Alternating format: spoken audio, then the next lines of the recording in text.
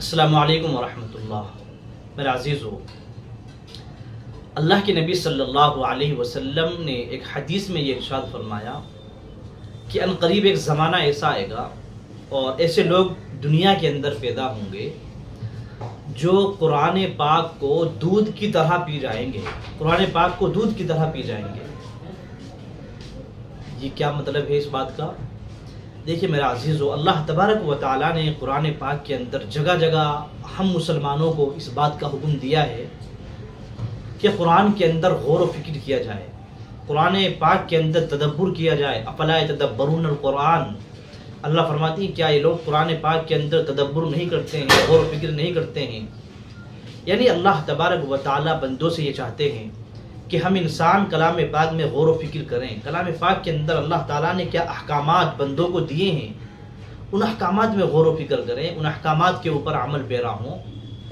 تو قرآن پاک کے اندر غور و فکر کرنا، قرآن پاک کے اندر خشوع خضوع کا خیال رکھنا، یہ ہم لوگوں کے لیے ضروری ہے۔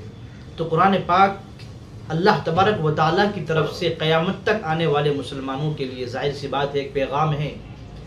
تو مسلمان کو یہ فکر ہونی چاہیے کہ اللہ تعالیٰ نے آخر قرآن پاک میں ہم مسلمانوں کو کن چیزوں کو کرنے کو کہا ہے، کن باتوں کا حکم دیا ہے، اور اللہ تعالیٰ قرآن کے ذریعے سے مسلمانوں سے کیا چاہتے ہیں، بندوں سے کیا چاہتے ہیں۔ تو اسی لیے اللہ کے نبی صلی اللہ علیہ وسلم نے ارشاد فرمایا ایسے لوگ جو قرآن کے بارے میں تدبر نہیں کرتے ہیں، غور و فکر نہیں کرتے ہیں، قرآن پاک کے مقتضا کے مطابق عمل نہیں کرتے ہیں، تو گویا کہ یہ لوگ ایسے ہیں جو قرآن پاک کو دودھ کی طرح پی جائیں گے۔ یعنی جس طریقے سے انسان جب دودھ پیتا ہے تو دودھ اس کی زبان پر ٹھہرتا نہیں ہے، فوراً اس کے حلق میں چلا جاتا ہے اور قصہ ختم۔ اسی طریقے سے جو لوگ قرآن زبانوں سے پڑھ رہے ہیں، ان کی زبانوں سے قرآن جاری ہے، لیکن کیا پڑھ رہے ہیں کیا نہیں پڑھ رہے ہیں، نہ قواعد کا خیال کر رہے ہیں، نہ کسی چیز کا خیال کر رہے ہیں، تو گویا کہ یہ قرآن پاک کو دودھ کی طرح پی جانے والے لوگ ہیں۔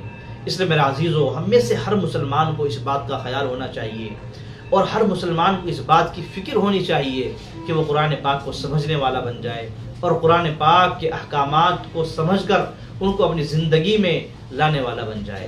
اللہ تعالیٰ مجھے اور ہم سب کو قرآن پاک کو صحیح طریقے سے سمجھ کر قرآن پاک پر عمل پیرا ہونے کی اللہ تعالیٰ توفیق عطا فرمائے۔ السلام علیکم ورحمۃ اللہ وبرکاتہ۔